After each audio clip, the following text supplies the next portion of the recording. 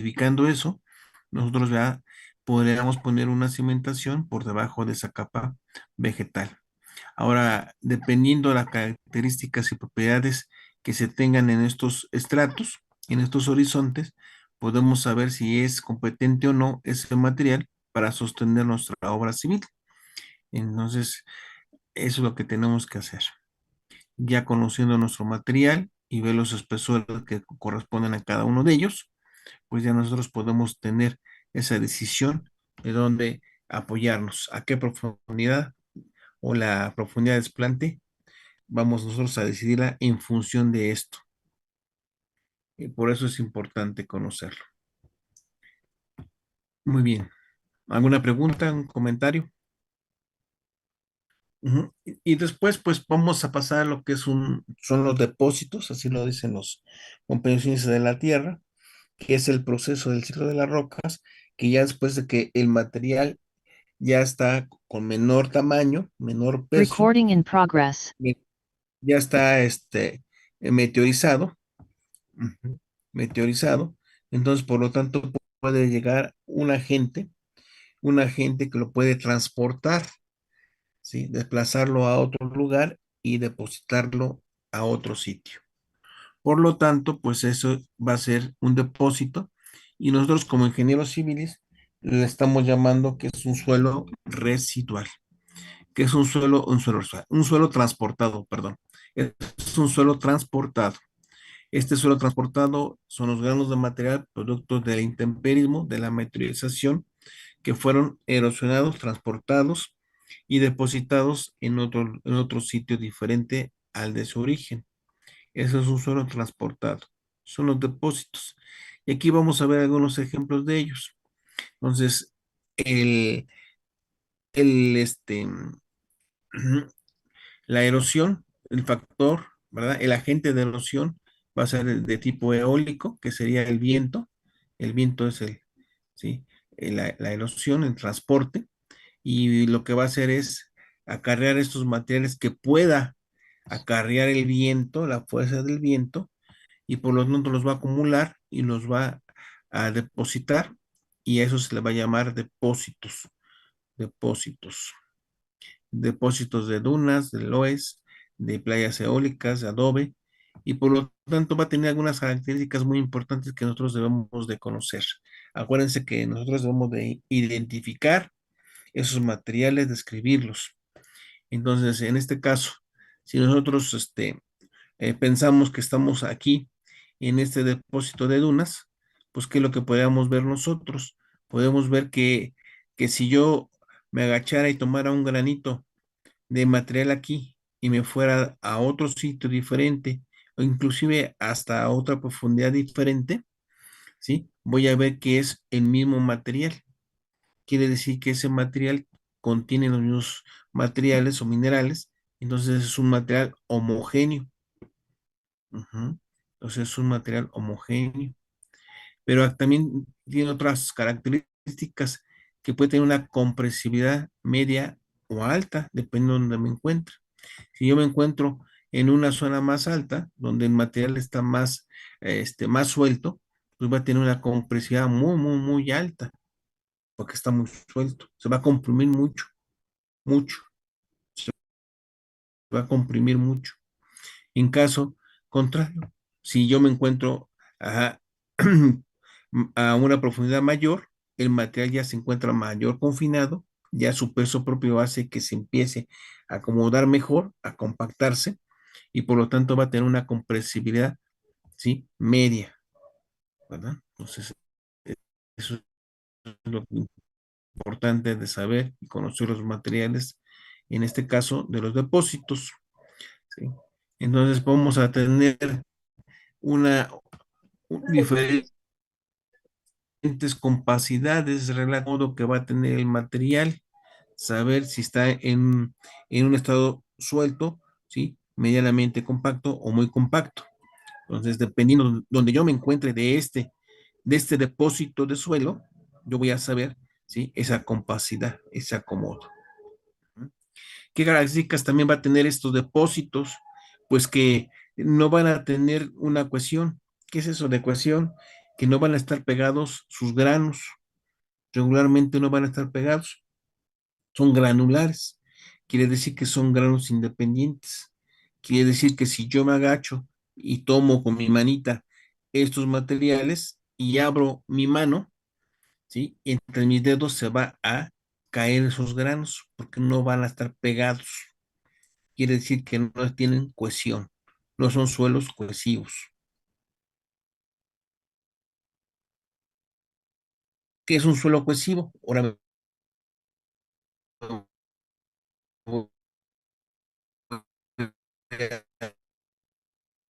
un pedazo de maceta.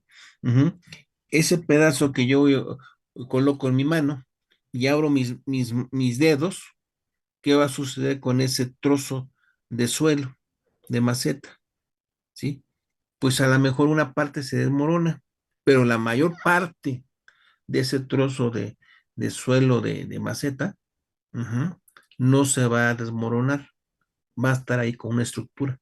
Quiere decir que esos granos están con una fuerza de cohesión que no permiten que se caigan, que se despeguen, que se desunan, ¿verdad? Entonces, eso es un material cohesivo. ¿Alguna pregunta de qué es un cohesivo y qué es un granular, compañeros? ¿Sí? Se va entendiendo la importancia de conocer los materiales, pero nosotros lo que vamos, no solamente va a ser el origen, ¿verdad? Sino que nosotros como geotecnistas necesitamos saber sus características para saber el futuro comportamiento o algunos problemas que podrían dar debido a que son sueltos, va a tener mayor deformabilidad, van a ser menos resistentes en este caso. Entonces tenemos que saber esas características. Muy bien. Y por último, aquí dice que puede ser colapsables o colapsibles. La palabra es correcta. Son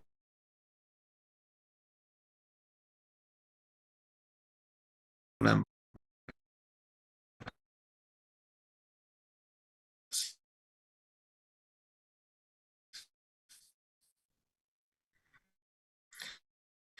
Entonces, aquí sí, para No se escucha.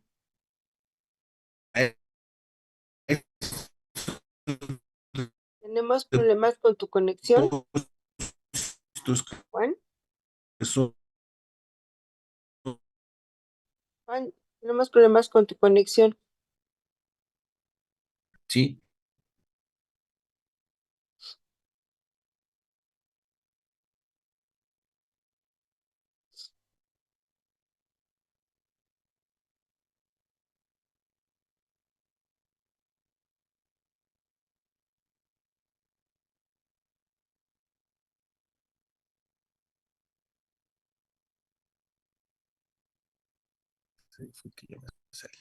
¿sí me escuchan, Sí, ya,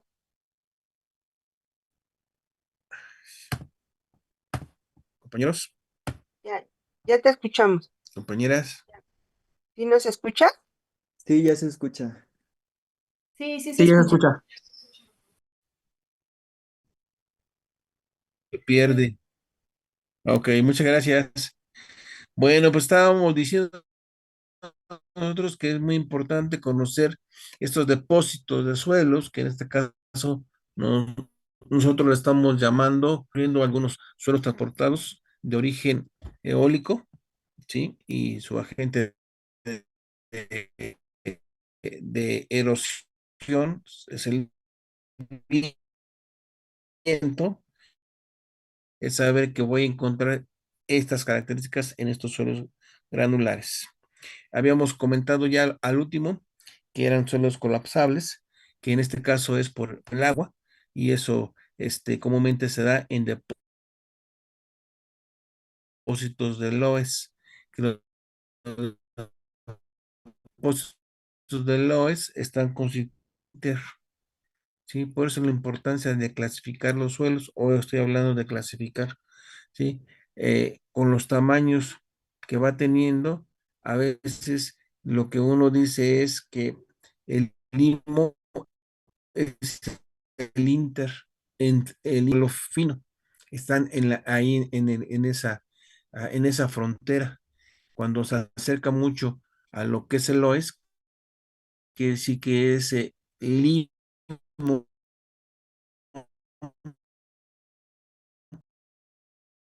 No se escucha. ¿sí? Al estar entre esas cosas de ello. Y con la Disculpe, Inge, no se está siguiente, escuchando muy si bien. no hay, si no,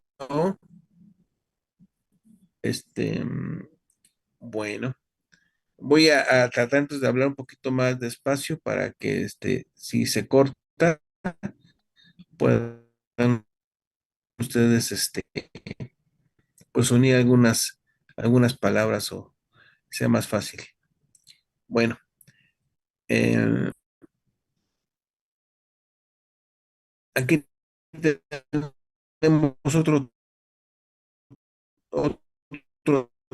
y en este caso, pues va a depender de la velocidad va a depender de su gradiente, o sea, del nivel de un punto a otro.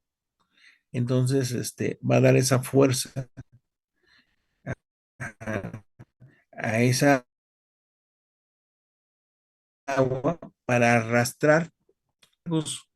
Y entonces, quiere decir que puede acarrear todo lo que encuentre y puede encontrar algunas rocas, algunos fragmentos, ¿sí? De diferentes orígenes, puede ser ígneo, puede ser sedimentario o metamórfico, y esas están acarreando todo esto. Entonces, en estos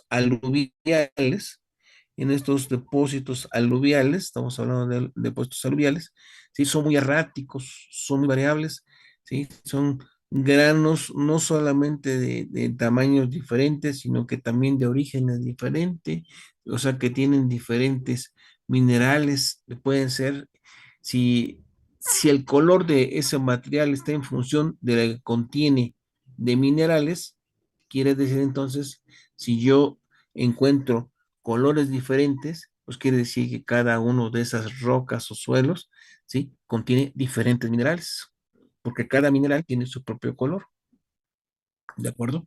Entonces quiere decir que todos esos son eh, heterogéneos, porque son de diferentes minerales, ujú, porque son de diferentes colores, y por lo tanto, es muy errático. Y errático también va a ser de variación de tamaños. Puede ser de grandes fragmentos de roca, ¿sí? Y llega hasta arcilla, pasando por grava, arena, limo, y también dependiendo la distancia de acarreo, pues va redondeando esos materiales en el trayecto, tanto que se están trasladando y se van haciendo un efecto de abrasión y los va redondeando. Entonces quiere decir que si yo encuentro materiales redondeados, quiere decir que ellos son los que recorrieron mucho camino para llegar a ese sitio donde yo lo encontré. En cambio, si yo encuentro materiales, sí, angulosos, no tan redondeados, sino que me pico cuando lo quiera yo tocar, y ajá, tiene una estructura en la cual es angulosa, quiere decir que tiene piquitos y me puedo lastimar. Entonces, quiere decir entonces que esos materiales tienen un poco recorrido en trayecto, ¿verdad? Entonces, eso también es muy importante saber esos depósitos, cómo fueron creados, qué situación se está dando en ese sitio. Otra característica muy importante es saber la variedad de tamaños. Ya habíamos comentado nosotros si están bien graduados o mal graduados. Aquí nos dice que generalmente son bien graduados. ¿Y por qué? Pues porque la corriente de agua puede estar en función, pues, de la temporada de lluvia, de la temporada. Entonces quiere decir que puede haber altos caudales importantes y puede arrastrar fragmentos más grandes, ¿sí? Y los va dejando donde ya se acaba esa energía, pero también puede haber, ¿sí? O corrientes de agua de menor fuerza, y entonces va a acarrear materiales de menor tamaño, de menor densidad, y los va dejando en el trayecto. Entonces se va acumulando diferentes, una variedad de tamaños diferentes. Eso sería lo correcto. Una variedad diferente de tamaños. Ujú. Entonces, eso sería materiales bien graduados. ¿Cómo serán nuestras características ingenieriles en el caso de la compresibilidad? ¿Cómo se van a deformar? Ujú. Pues esos materiales van a tener una compresibilidad, sí, muy baja. Al ser granulares y todo, pues se van a acomodar, y al acomodarse y estar bien graduados, todos se van a ayudar, todos van a ocupar los espacios entre ellos, porque son diferentes tamaños, se acomodan entre ellos y entonces cuando venga la carga, ¿sí? Y quieran acomodarse más, ya no pueden acomodarse más, porque ya no hay otro espacio que los pueda o estar inestables entre granos. Pues, por lo tanto, su compresibilidad, ¿sí? Va a ser de media a muy baja. Ujú. Y aquí lo importante aquí es que puede haber una zona de inundación, ¿verdad? Y esa zona de inundación pues, puede contener algunos limos y arenas. Eso hay que tener mucho cuidado. Cuando se desborda algo, una corriente se desborda en un canal o cualquier otro sitio, ¿sí? Se desborda. Ujú. Esos materiales que están en suspensión se van a ir a los lados, a las zonas, sí, que se encuentran a los lados, y por lo tanto van formando esas zonas de inundación de esos ríos. Esas son las zonas de inundación. Entonces, esos van a ser materiales mucho menor tamaño. ¿Qué tamaño? Aquí lo dice, limos, arenas y arcillas. ¿Sí? Entonces, ahí hay que tener mucho cuidado también, porque esas zonas son muy, muy, muy deformables, poca resistencia. Entonces, eso es muy importante, es conocer dónde se encuentran esas zonas de inundación. ¿Alguna pregunta, compañeros? ¿No? Bueno, después viene aquí lo que otra vez en transporte es el agua, pero aquí lo que estamos tratando de decir es que en esta zona ya no hay velocidad, ¿verdad? De escurrimiento y por lo tanto se acumula. Al acumularse aquí, porque la pendiente es casi horizontal, ¿verdad? O las situaciones son las que ya no se pueden circular más el agua, y entonces lo que va a hacer es unos depósitos lacustres. Estos los depósitos lacustres, pues realmente es como, como va cambiando la pendiente hasta llegar a una pendiente suave, horizontal, quiere decir que la corriente de esa agua va a perder fuerza porque la pendiente donde se está escurriendo ya no es tan alta, sino que ya es casi horizontal y por lo tanto escurre con menor velocidad. Al escurrir con menor velocidad, va a acarrear materiales de menor tamaño. ¿Qué materiales va a acarrear? Y aquí lo dice, va a acarrear sedimentos finos o muy finos. ¿Cuáles son esos? Van a ser líquidos. Y al tener esos materiales muy finos, ¿verdad? Entonces vamos a tener nosotros altas compresibilidades, ¿sí? Muy altas compresibilidades por esas características de esos materiales finos. Ujú. Puede tener materia orgánica, ¿sí? Y tener un material muy fino quiere decir que voy a tener una estructura, de muy baja permeabilidad. Y aquí lo importante es de que si yo voy a construir en esas zonas lacustres, donde se encuentra ese material fino, ujú, ¿sí? Voy a tener el fenómeno llamado consolidación. ¿Qué es eso? Que lo que voy a hacer aquí es que me va a preocupar mucho cuando coloque yo una obra, ujú, se va a deformar durante la construcción cuando yo construya el primer nivel, segundo nivel, y entre más carga que yo construya, más se puede hundir. Pero eso va a ser un asentamiento, ¿sí? Instantáneo durante se vaya construyendo. Y entonces yo digo, ya acabé, ya no se va a hundir más. Y no, en estos tipos de suelos, como están saturados, ¿sí? Lo que va a suceder es que va a reconocer el camino para salir el agua y como son impermeables, con poca permeabilidad, necesita mucho tiempo para saber el camino de todo ese laberinto de estructura del suelo fino. Entonces necesita mucho tiempo para saber por dónde va a salir. Entonces va a buscar estratos drenantes, estratos o en la superficie. Entonces, esa agua que está dentro de esa estructura necesita mucho tiempo para agua esa estructura. Si pierde agua, pierde volumen. Al perder volumen la estructura, ¿qué va a suceder? Se va a comprimir. Entonces, a eso se le llama consolidación, debido a una carga, produce, ¿sí?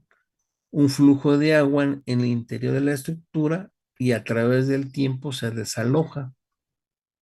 Y como consecuencia es, ¿sí? El cambio volumétrico de ese suelo. Y eso se le llama consolidación.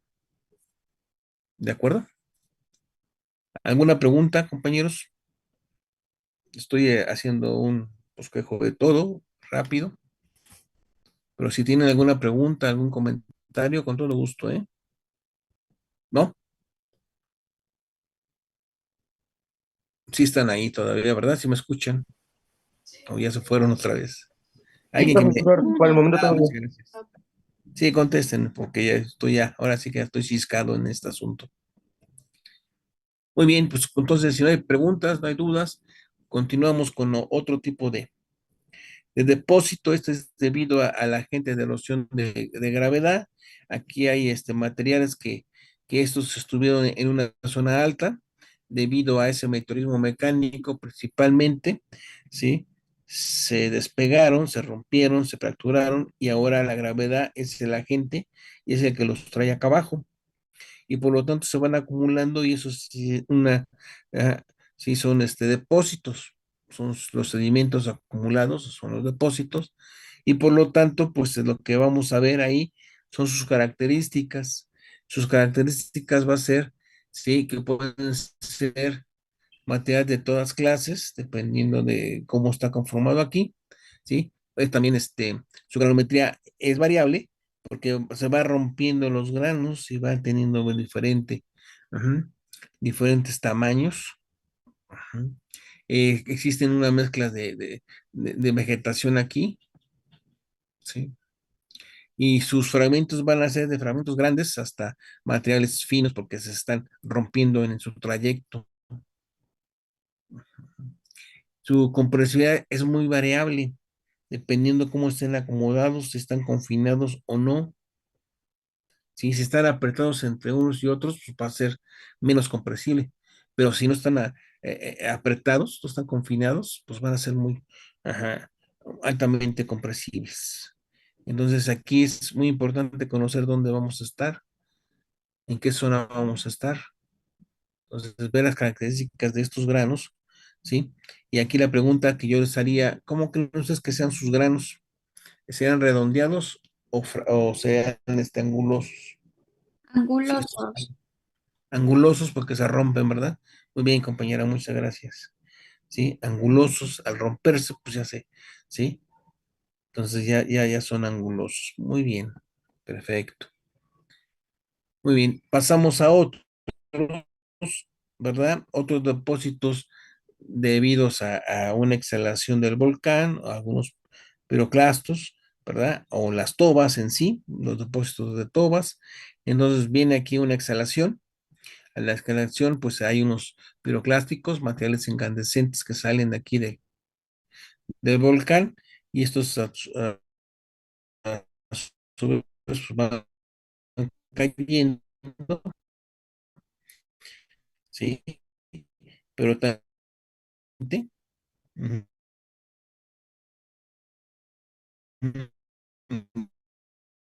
de ceniza a una erosión, la exhalación propia del volcán, de esa energía, ¿verdad? Y entonces esos materiales que tiene incandescentes, estamos hablando ahorita de cenizas volcánicas, nubes ardientes, y entonces estos se depositan en otro lugar y se van acumulando. Al acumularse en otro sitio, sí, van formando lo que se le llaman tobas. Tobas son los depósitos, ¿de acuerdo? Entonces, ¿qué características van a tener esos materiales? Sí. Entonces, en los piroclastos y en las tobas, los sedimentos volcánicos son grandes fragmentos de roca, en este caso los piroclastos, ¿sí? Grandes fragmentos de roca hasta polvo volcánico fino. Esos son los piroclastos. La compresibilidad, pues va a ser de media, baja o muy baja, dependiendo también la situación de confinamiento que hemos comentado nosotros, ¿sí? Y también si está soldada o no soldada esta toba. También es muy importante eso. Ujú. En este caso, en los proclastos puede haber algunos granos suaves como los pómex, ¿sí? Entonces hay que tener mucho cuidado cuando se encuentren los materiales de esos suelos transportados y se encuentran pómex. Quiere decir que tengo yo ahí debilidades de esos materiales y su resistencia va a bajar bastante. Su deformación, ups, al romperse se trituran y su deformación va a ser muy grande. O sea, hay que tener mucho cuidado con esas características de sus materiales. Su resistencia al esfuerzo cortante, ¿sí? Su resistencia va a ser de media, alta o muy alta, dependiendo los materiales que se encuentren ahí. ¿De acuerdo? Entonces, eso es lo que estamos hablando de depósitos. Después, ¿qué pasa con el hombre? El hombre ve un material, ve un cerro, en ese material de ese cerro lo ve, le gusta para hacer rellenos en sus carreteras y por lo tanto lo que primero va a hacer es meteorizar. ¿Cómo lo meteoriza? Pues por medio de maquinaria, explosivos, ¿verdad? Y entonces empieza a hacer un meteorismo mecánico, ¿verdad? Porque está fraccionando, está rompiendo granos. Entonces están haciendo más pequeño. ¿Y para qué? Para después transportarlos. ¿Cómo los transporta? Por medio de camiones de carga y todo. Y eso, ¿qué va a ser de volteo? Camiones de volteo. Y por lo tanto, esa es la erosión, el transporte. Entonces, el hombre también es un agente de erosión. Y él fue que el hombre se extrae sus materiales y después los deja, ¿sí? Los deposita en otros sitios diferentes de su origen y eso es un suelo ajá, transportado. Entonces, los está ocupando para hacer una estructura de pavimento, carreteras, caminos, ¿sí? O inclusive si son rocas, pues también para ganarle terreno al mar, ¿verdad? Y entonces esto también es importante. Entonces el hombre es un agente de erosión. Los sedimentos extraídos de los bancos de materiales y canteras para la construcción de rellenos compactados. Comúnmente uno, cuando tengan sus materiales y quiere tener una estructura, pues los compacta para tener mayor resistencia, menor deformabilidad y menor permeabilidad. Por lo tanto, lo que va a tratar de hacer es que su compresibilidad sea de baja hasta que se vaya muy baja, porque los va a compactar con maquinaria y todo, ¿sí? Comúnmente lo que él a veces coge para hacer estos depósitos, estos caminos, pues pueden ser limos arenosos o arenas limosas, que es lo que le corresponde a las tobas. Comúnmente los materiales de construcción para caminos, pues son las tobas, ¿sí? Entonces, esos son los limos arenosos y arenas limosas. Su resistencia, pues va a ser alta a muy alta porque le está dando un tratamiento el hombre a esos depósitos por medio de la compactación. ¿Alguna pregunta, compañeros? ¿Cómo se llaman esos depósitos? Depósitos terraplenes cuando son suelos y pedraplenes cuando son rocas. Esos son los depósitos.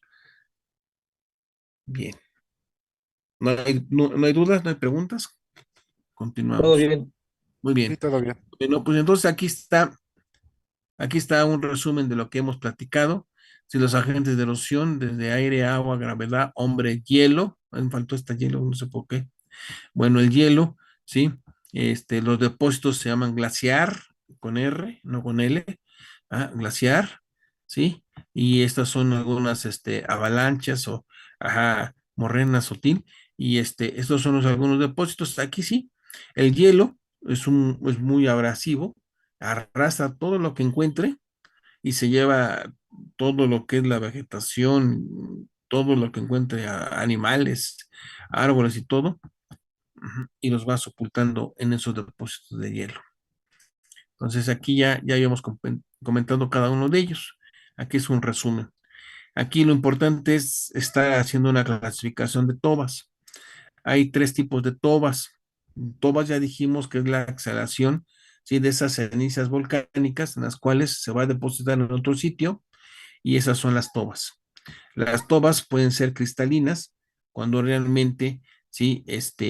Esa nube ardiente se enfría muy lentamente, y al enfriarse lentamente le da el tiempo suficiente para formar cristales. ¿Qué es un cristal? Pues es un cuerpo geométrico orientado en sus planos, ¿sí? Entonces, eso es un cristal. Ahora, si la toba está construido por unas nubes ardientes que por una corriente de agua, no, una corriente de aire enfrió esa nube ardiente, entonces ya no dio el tiempo suficiente para que se formaran cristales. Entonces fue algo repentino, ¿verdad? Que se enfrió. Y entonces, ¿qué va a suceder con la estructura? Va a formar vidrio, vidrio.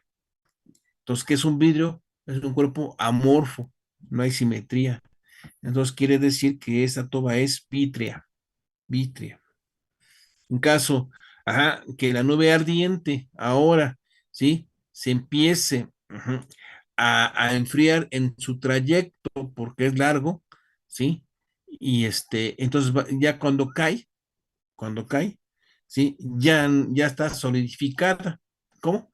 Que ya no es un material incandescente, sino que ya se hizo líticos, ya se hizo piedritas, ya, y entonces empiezan a caer ya las piedritas y se van acumulando. A eso son tobas líticas. ¿Algún comentario de esto, compañeros? Los compañeros de Ciencia de la Tierra, seguramente esto pues ya está superado, pero pues algún comentario que puedan hacer con todo gusto, ¿eh? Me pueden ayudar en la exposición. ¿Nadie? Bueno, nos continuamos. Muy bien. Entonces vamos a ver lo que nuestro paciente suelo, cómo podemos definirlo rápidamente.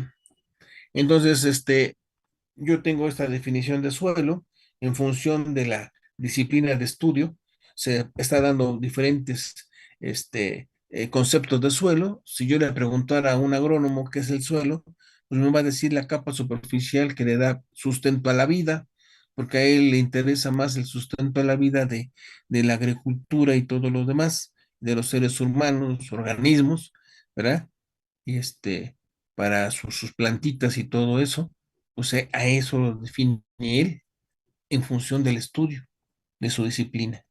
Si le preguntara a alguno de ustedes como ciencias de la tierra, un geólogo, qué es un suelo, pues seguramente me va a decir que es ajá, la capa la capa superficial de la corteza terrestre que meteorizada, ¿verdad? Ujú.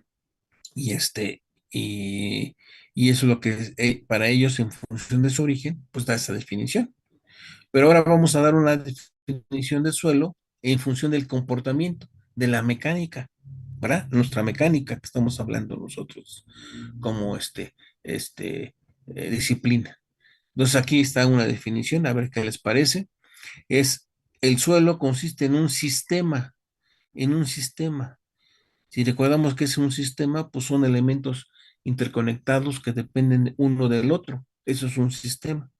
Entonces estoy diciendo que el suelo es un sistema. ¿De quién conforman esos elementos de ese sistema? Pues serían, ¿sí? Los granos, que serían las partículas sólidas. Ujú. Y el hueco o vacío que dejan en sus granos. Entonces el sistema es el sólido y los huecos. Y eso para mí es un suelo. El suelo consiste en un sistema de partículas sólidas y huecos. Entonces, Teniendo esa definición de suelos, vamos a comprender mucho el comportamiento de estos suelos. En función de la parte sólida y de los huecos, nosotros vamos a conocer, a definir muy bien nuestros materiales suelos. Entonces vamos a ver si es cierto. Entonces dice, las partículas sólidas están formadas por diferentes minerales. Ya dijimos nosotros que los suelos es el producto, ¿sí? Ajá, de la meteorización de esas rocas. Entonces, las rocas tienen minerales. Las rocas es un conglomerado de minerales. Entonces, el suelo que va a hacer, pues también va a tener esos minerales. Pero también no solamente tiene minerales, como ya hemos dicho, en los depósitos que hay acarreos y todo eso, de otros, de otros, de otros objetos o de otros materiales, que en este caso puede ser la materia orgánica. Entonces, los sólidos pueden ser minerales y pueden ser materia orgánica. Esos son los sólidos que tiene el suelo. Ajá. Y los huecos, que estábamos hablando nosotros aquí de huecos, ajá, que también se llaman vacíos, y mientras los vacíos pueden estar ocupados parcialmente o totalmente por aire y o agua. Pero eso también puede estar una disolución de materia orgánica y también puede tener algunos otros gases, no solamente un gas de aire, sino que pueden ser otros gases. ¿Como qué gases? Ah, pues como gases de descomposición de esa materia orgánica, ¿verdad? Entonces, pueden ser otros tipos de gases.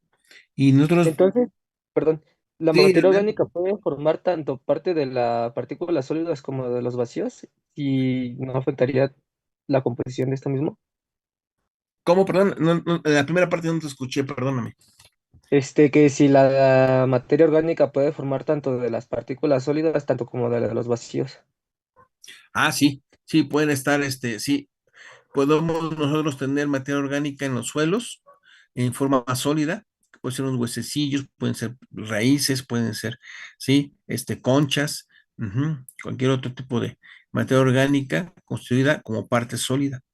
Pero también puede estar distribuida o diluida, mejor dicho, diluida en un líquido, en agua. Entonces hay microorganismos y todo que son orgánicos que están dentro del agua. Entonces, por eso estamos diciendo que la materia orgánica también está dentro de esos huecos en, en, en una forma diferente a los. Sí, así es, compañero. Ajá. Muy bien. Otra,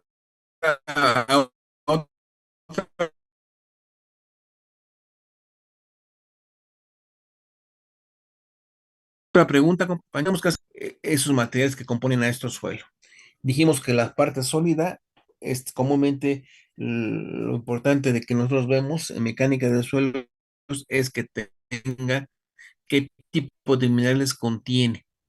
Entonces los minerales, ¿sí? Los minerales que dan origen a los suelos, formadores de roca, ¿sí? Así se le conocen, formadores de roca, y los he agrupado por medio de colores. Entonces aquí estoy mencionando los silicatos. Los silicatos, pues regularmente esos silicatos, como el nombre lo dice, tiene silce, y entonces va a tener micas, un suelo puede tener silicatos, y los silicatos van a ser micas. Al decir micas, pues va a ser una estructura plana, ¿sí? Laminar, y por lo tanto puede ser, si son claras, le podemos llamar moscovita o moscovita, ¿sí? Y si son oscuras es la biotita. Entonces, un silicato pueden ser las micas.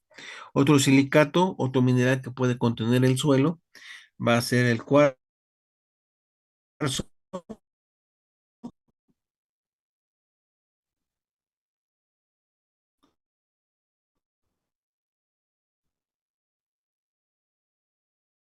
hidroxeno, eso pues de la coloración a ese material.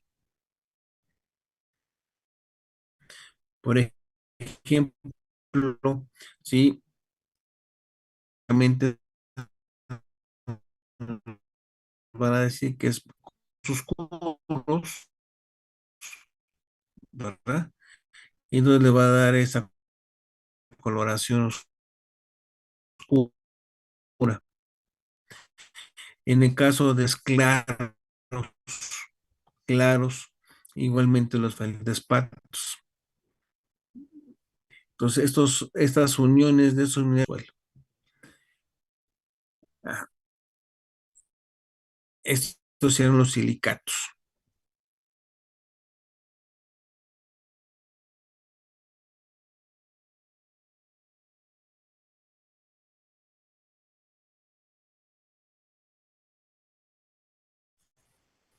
Ya lo escuchamos. Ya se Bueno, ya fue. lo escucho, profesor. Ahorita regresa, déjenlo que regrese.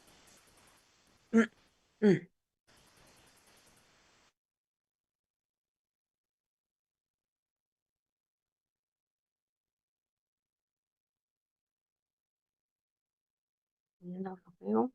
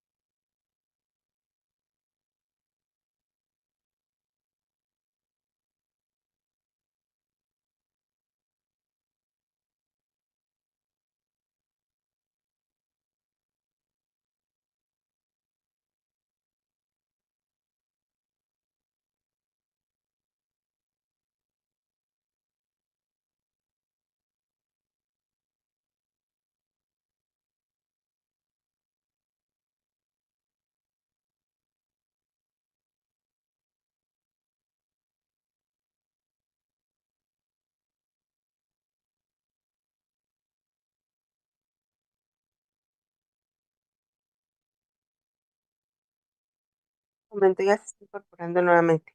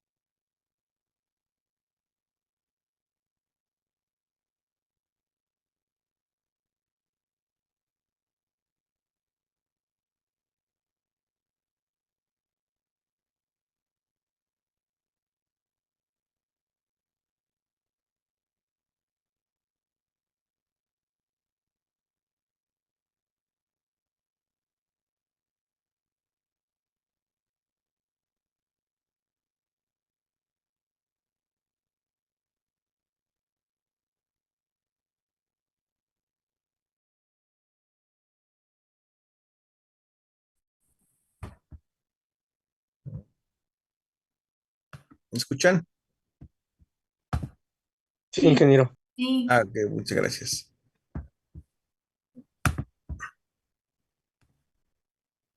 A ver, ya regresamos, ¿no?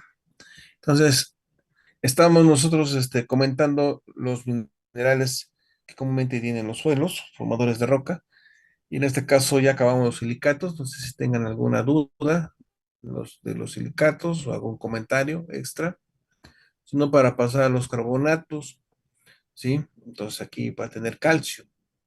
Entonces, los más comunes, pues sería la calcita, ¿verdad? Y esta la identificamos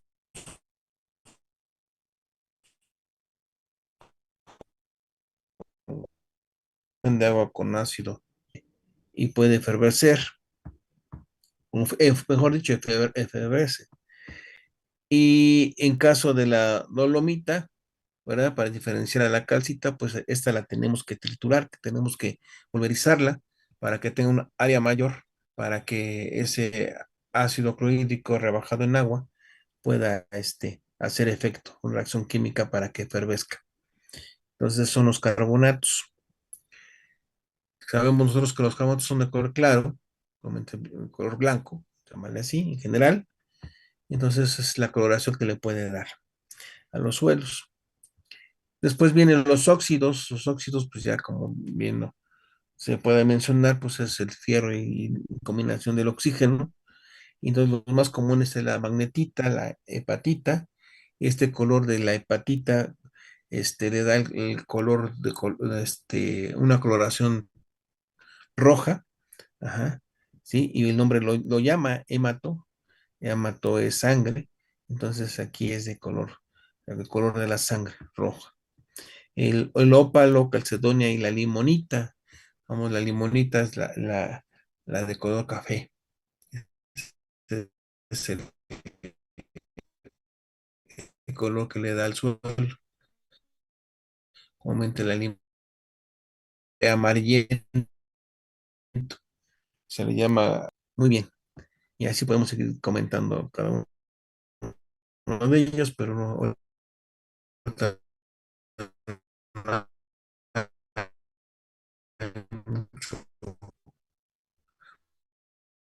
Sulfuros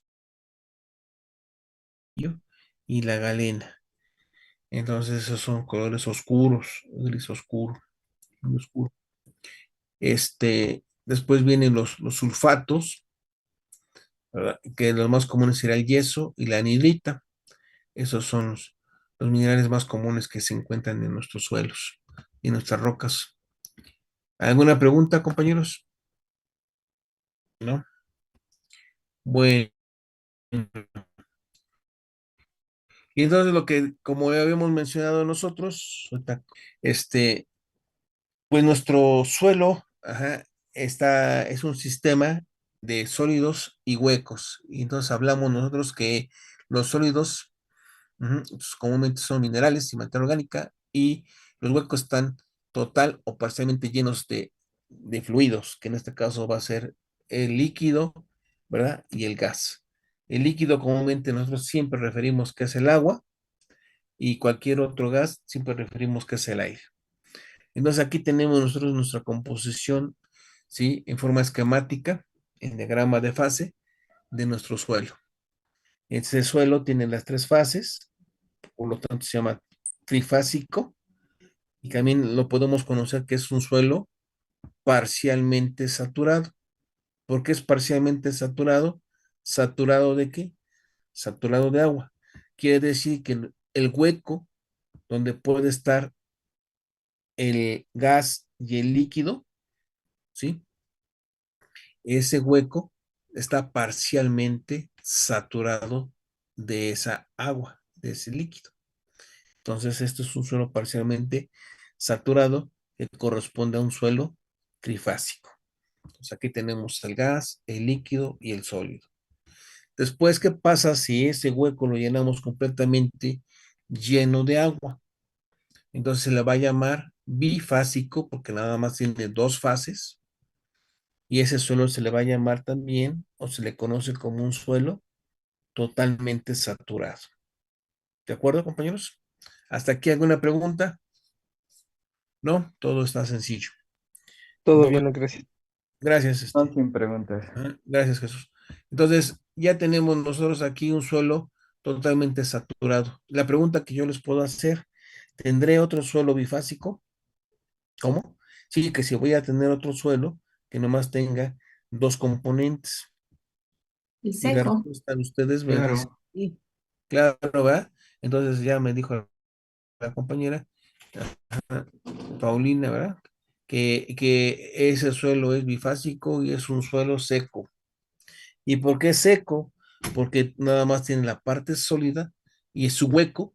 El hueco es entre sólidos, entre granitos de sólidos, ¿sí? Está dejando ese hueco, y ese hueco está completamente lleno de gas, que en este caso será el aire, para hacer un suelo seco. Entonces la pregunta que yo les haría es, ¿dónde hay un suelo seco? Entonces a lo mejor alguien me puede decir, no, pues donde hay una alta temperatura para que el agua se evapore. Y entonces estamos pensando nosotros en un desierto, ¿no? Y en ese desierto, pero no, ¿sí? El desierto, como hay vida, ajá, hay organismos, entonces quiere decir que los organismos es humedad. Y si esos organismos tienen humedad, pues ese ambiente es húmedo, ¿de acuerdo? Entonces quiere decir que ese suelo, ¿sí? No está completamente seco, sino que va a tener un grado de saturación, o sea, una humedad, ¿verdad? Una humedad muy baja, pero la va a tener. Bueno, entonces, ¿dónde está el suelo seco que me está diciendo usted aquí? O bifásico, ¿sí? Nosotros lo producimos en el laboratorio. Es un suelo que producimos nosotros. Nosotros producimos ese suelo seco en el laboratorio, considerando que nosotros lo vamos a meter a un horno a 105 grados centígrados, ¿sí? Y y vamos nosotros a secar ese suelo, considerando que ya solamente tiene el aire, no hay humedad, ¿sí? A esa temperatura. Entonces, eso es lo que estamos considerando como un suelo seco. Y después la pregunta sería, bueno, ya está bien, usted produce el suelo seco en el laboratorio. Ya me quedó claro. Oiga, ¿y para qué lo produce? Ah, bueno, Para poder determinar el porcentaje de agua que tenga este suelo y así en caso es. de que sea trifásico, Ajá, muy bien. Sí, ajá, trifásico o bifásico. Entonces, si tiene agua, yo necesito conocer una propiedad índice llamado contenido de agua. Entonces necesito saber en función del peso que tenía el suelo antes del horno, hacer la comparación de ese peso después del horno, o sea, después de secado, después del suelo seco, ¿sí? Y saber la diferencia entre esos pesos antes y después para saber cuánta agua tenía en función, ¿verdad? Sí, de sus sólidos. Entonces eso sería el contenido de agua. Muy bien contestado y gracias por participar. Entonces ya necesitamos, aquí tenemos estos ejemplos de suelos. Entonces la pregunta sería ahora, oiga, ¿no puedo tener yo una unión de líquido y gas para que tenga otro bifásico? Entonces la respuesta es no, porque dijimos nosotros que es un sistema de sólidos y huecos, ¿de acuerdo? Entonces, quiere decir que el suelo es material sólido y que esos sólidos dejan huecos. Esa es la definición. Entonces, eso es muy importante. Después lo vamos a recordar con esa definición. Por eso me gusta esa definición. Bien, entonces seguimos rápidamente. Sí, entonces vamos a considerar un suelo trifásico. Entonces vamos a conocer las componentes de cada uno de ellos. Seguramente ustedes ya lo saben, pero pues vamos a hacerlo rápidamente, que sería, de un lado voy a tener peso, algunos ya utilizan el sistema internacional para decir que es una masa. ¿Qué diferencia hay entre masa y peso? Pues sería en función de que la segunda ley de, la segunda ley de Newton, la segunda ley de Newton que nos dice que la fuerza es igual a masa por aceleración, ¿sí se acuerdan? La fuerza es igual a masa por aceleración. Y entonces la pregunta sería, ¿qué es el peso? Ah, entonces el peso es la fuerza.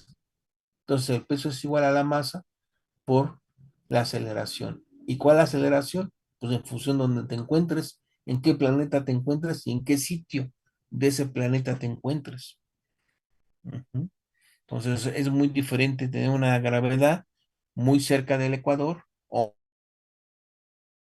muy alejado, ¿sí? Y llegar quizá al polo, es muy diferente la gravedad. Ajá. Entonces quiere decir que en función de la gravedad es la atracción de esa fuerza, de esa masa. Entonces ese es el peso. es exactamente la definición de peso. En este caso, nosotros estamos en un sistema técnico métrico, ingenieril, sistema métrico, ingenieril, en el cual vamos a llamar peso gravedad como ingenieros. Entonces, aquí tenemos del lado izquierdo lo que es el peso, del lado derecho es el volumen, y esto se le llama relaciones gravimétricas. Gravi de gravedad en peso, volumétricas. Si usamos un sistema internacional, aquí tenemos que poner nosotros masa y volumen, ¿verdad? Masa y volumen. Y hacemos la relación de fases. Entonces empezamos. Sí, quedó claro lo que les dije, todo lo que es fuerza y masa, compañeros. Sí. Ok, Sí, sí, quedó claro, Inge. todo bien. Muy Sí, bien. Seguimos entonces. Entonces el peso de cada una de estos compartimientos que contiene el gas, el líquido y el sólido. Entonces, como tienen una letra mayúscula W, pues vamos a utilizarla y vamos a ponerle ahí su índice indicando cada uno de esos componentes. Igualmente para el volumen, entonces del lado izquierdo tenemos el peso del aire, ajá, ya definimos el gas que contiene nuestro suelo.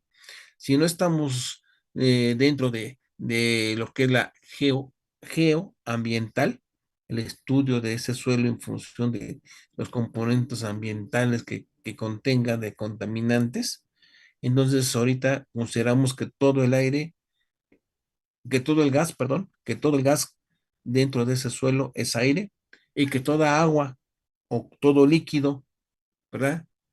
Otra vez, que todo líquido es agua, ¿verdad? Entonces, ahorita, en nuestro estudio de mecánica de suelos, estamos considerando que el gas es aire, que el líquido es agua, es lo que estamos haciendo. El peso de los sólidos pues, sería WS. Igualmente para volúmenes, aquí va a ser V, S, W, V, aire, que sería A. ¿De acuerdo? Entonces la pregunta aquí que nos podemos hacer es la siguiente. ¿Cómo se llama el compartimiento donde se encuentra el volumen del aire y el volumen del agua? Y lógicamente Volumen de vacíos. el volumen de vacíos, así es el volumen de vacíos. Entonces, este compartimiento que se encuentra aquí donde se puede albergar estar ahí el aire y el líquido es el volumen de vacíos. Por lo tanto, si yo sumo el volumen de sólidos, que es este, más el volumen de volumen de la muestra, si yo sumo los componentes de los pesos, tendré el peso total de, de ese suelo. Entonces, lo que vamos a hacer aquí este es el acordeón de cada una de la nomenclatura que estamos utilizando, y por lo tanto, ya con esa nomenclatura, vamos a empezar a hacerlo.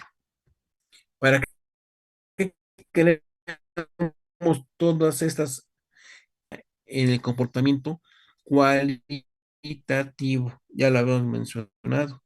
Entonces tenemos que conocer nuestro paciente suelo en función de estas, para así con esto, porque ya son las 8:01 y por respeto al tiempo de ustedes, hasta aquí lo vamos a dejar y la próxima clase ya esperamos que tengamos menos interrupciones y avanzamos más, ¿eh? Ahorita nada más es una pequeña introducción al asunto. Vamos a hacer algún ejemplo y después de ahí nos vamos a ver lo que es ya las clasificaciones, la geometría, los límites, para después entrar a los temas ya de aplicación. ¿De acuerdo? Muy bien. Entonces,